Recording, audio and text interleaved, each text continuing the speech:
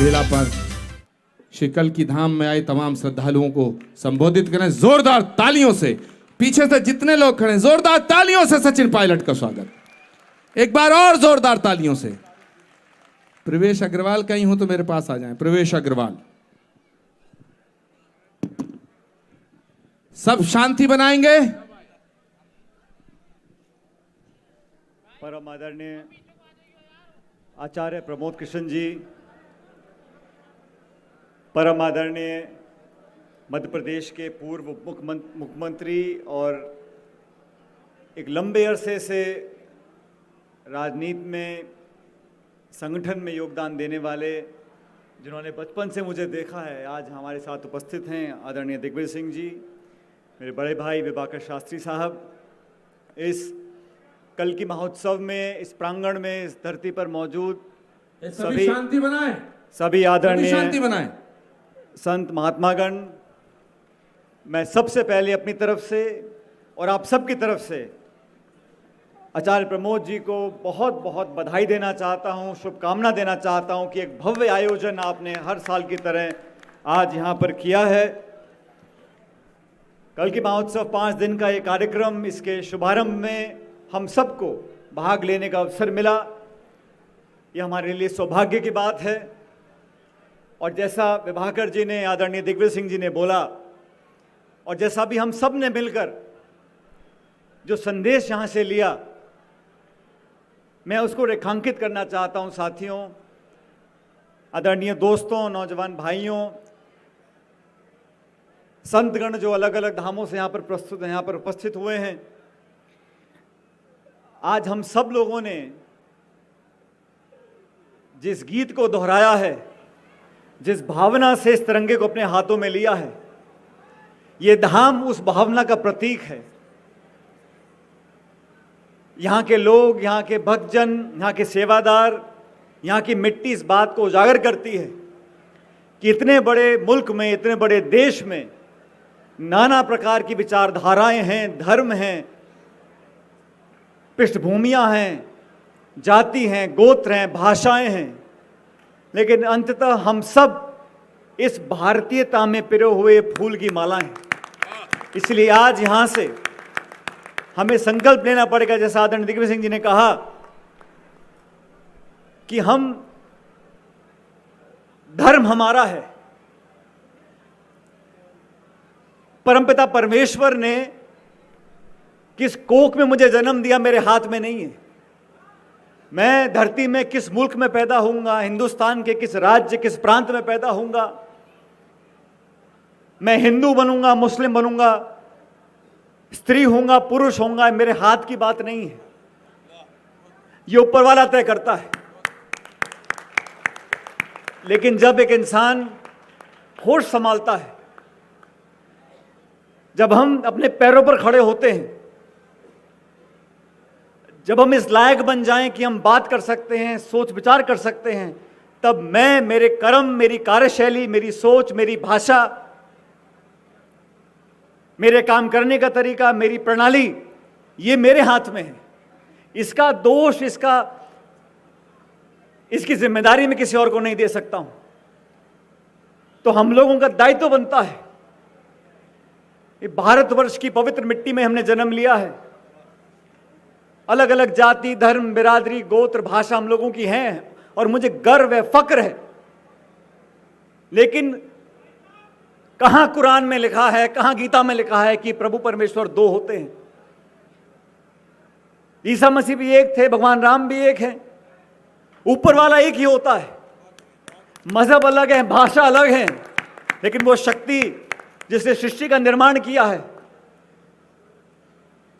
ये प्रकृति, ये मानव जाति को जिसने पैदा किया है, हमारे अंदर जो आस्था मौजूद है, मेरी वाणी में जो शक्ति और ताकत आ रही है, ये मेरे अंदर की ताकत है और हमें सिखाती है कि हमें लोगों को एक दूसरे से जोड़ना है। हम लोग जिस क्षेत्र में काम करते हैं, राजनीतिक क्षेत्र में चुनाव भी लड़ते हैं, भाषण भी देते हैं, विरोधियों की कमियां भी निकालते हैं, अपनी प्रशंसा भी करते हैं, पीठ भी थपथपाते हैं, लेकिन उस सब का उद्देश्य होता है कि हमें उस जगह तक पहुंचना है ताकि हम जनता की और अधिक सेवा कर सकें। हमारी दुश्मनी किसी से नहीं होनी चाहिए, हमारी प्रतिस्पर्धा होनी चाहिए कि कौन सी सोच, कौन सी विचारधारा, कौन सा नेता बेहतर है जनता की सेवा करने के लिए। जनता जनार्दन तय करेगी, ये लोकतंत्र की मूल भावना है। लेकिन द्वेष पैदा कर देना, कड़वड़ाहट पैदा कर देना, टकराव की स्थिति पैदा कर देना, मैं नहीं समझता हूं कि ये किसी सभ्य समाज की देन हो सकती है।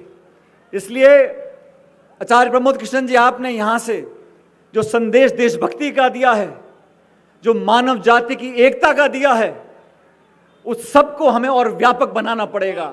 आज देश और दुनिया में बहुत से ऐसे लोग हैं जो मेरी सोच से वाकिफ नहीं होंगे, जो मेरी सोच से सहमत नहीं होंगे। वो मेरे विरोधी हो सकते हैं लेकिन मेरे दुश्मन नहीं है। आपस में चर्चा नहीं होगी, वार्तालाप नहीं होगा, संवाद नहीं होगा, आदान प्रदान नहीं होगा, तो दुश्मनियां पैदा होंगी। इस 130 करोड़ के मुल्क में अपार संभावनाएं हैं। उन संभावनाओं को तलाशना, नौजवानों को ताकत देना, लोगों का सम्मान करना, मां बेटियों को इज्जत देना, बड़ों को आदर देना, ये अगर हम अगली पीढ़ी को नहीं सिखा रहे हैं, ये हम अपने बच्चे पोतों को नहीं सिखा रहे हैं, तो हम अपना कर्तव्य नहीं निभा रहे हैं। इस देश में जैसे आप सब लोग यहां संत बैठे हैं, आप प्रभु को चारण करते हैं, हम लोग अपने जीवन में, कोई खेती करता है, कोई फौजी है, कोई राजनेता है, हम भी अपने कर्म के माध्यम से पूजा करते हैं। इसलिए कर्म योगी होना बहुत जरूरी है। धर्म कोई भी हो, मानवता के लिए समर्पित, देश के लिए समर्पित, और इतने सारे झंडे इस देश में हैं, कोई पीला है, कोई नीला है, कोई लाल है, कोई गुलाबी है, कोई रंग का है, लेकिन सबसे बड़ा झंडा जिसके आगे सबको शीश झुकाना पड़ेगा वो हमारी भारत माता का तिरंगा झंडा है। उससे बड़ा कोई झंडा नहीं। और मुझे खुशी है आचार्य जी कि आपने आज जो यहां से प्रस्तुति करवाई है, सब लोग अलग अलग जगहों पर जाएंगे, ये संदेश लेकर जाना पड़ेगा। बहुत चुनौतियां हैं प्रदेश में, देश में। इन चुनौतियों का मिलकर सामना करेंगे, एक बेहतर भविष्य का निर्माण करेंगे। और वो सब लोग जो एक दूसरे के बीच दूरियां बनाना चाहते हैं, उनको हम सब प्यार से, मोहब्बत से, सद्भावना से, क्योंकि 5000 साल से इस भारत की जो इतिहास और पृष्ठभूमि है, जो संस्कृति है, वो प्रेम की है, भाईचारे की है, अपनेपन की है, त्याग की है, तपस्या की है, समर्पण की है। उस भावना को पुनः पैदा करना पड़ेगा और प्यार से एक दूसरे का मन जीतने का काम करना पड़ेगा। मेरी तो ये प्रभु से कामना है आचार्य जी कि आपने इस महोत्सव को 1.5 दशक पहले शुरू किया था। आदरणीय दिग्विजय सिंह जी कई बार यहाँ पर आए, मुझे भी दोबारा आने का मौका मिला। अलग अलग लोग यहाँ पर आते हैं और ये एक भावना होती है जो इतने लोगों को जोड़ सकती है। इस भावना को और मजबूत कर हमें आगे बढ़ना है। और मैं चाहूँगा कि बहुत निकट भविष्य में इसी जमीन पर, इसी कल्कि धाम के अंदर वो विराट और भव्य मंदिर बने जिसकी आपने कल्पना की है। उसमें हम सब योगदान देंगे। हाथ खड़े करके जोरदार जयकार लगाइए, बोलो कल्कि भगवान की। मैं एक बार पुनः आप सबका आभार व्यक्त करता हूं, आपने मेरी बात को सुना। और आचार्य जी आपका पुनः धन्यवाद कि आपने हम सबको यहाँ आमंत्रित किया। अब मैं जयपुर से चलकर आपके लिए यहाँ पर आया था, लेकिन मुझे खुशी है कि यहाँ पर इतने प्रबुद्ध जनों का मुझे आशीर्वाद लेने का मौका मिला।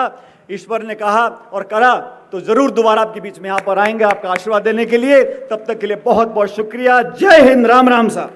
सचिन जी अभी ऊपर ही रहिएगा। सचिन पायलट जी ने आज श्री कल्कि धाम के निर्माण का जो ये उद्घोष किया है, मैं सभी संतों से चाहूंगा कि हाथ खड़े करके परमात्मा से प्रार्थना करके उनको शुभाशीष दें कि जब वो अगली बार आए तो राजस्थान के मुख्यमंत्री बनकर आए। भारत माता की। ऐसे पल कम आते हैं जीवन में, बड़े महत्वपूर्ण होते हैं ये पल। आचार्य सुधांशु जी आप भी ऊपर आ जाए। प्रभु नीचे रहने को तो मैं ही बहुत हूं। जोरदार तालियां इन पलों को अपनी आंखों में कैद कर लो। शाहिर लुधियानवी ने लिखा है कि न जाने कौन सा पल मौत की अमानत हो, न जाने कौन सा पल मौत की अमानत हो, हर एक पल की खुशी को गले लगा के जियो।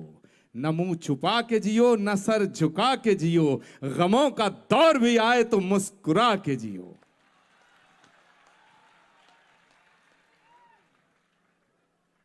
बैठो यार, आप बैठो ना बेटा।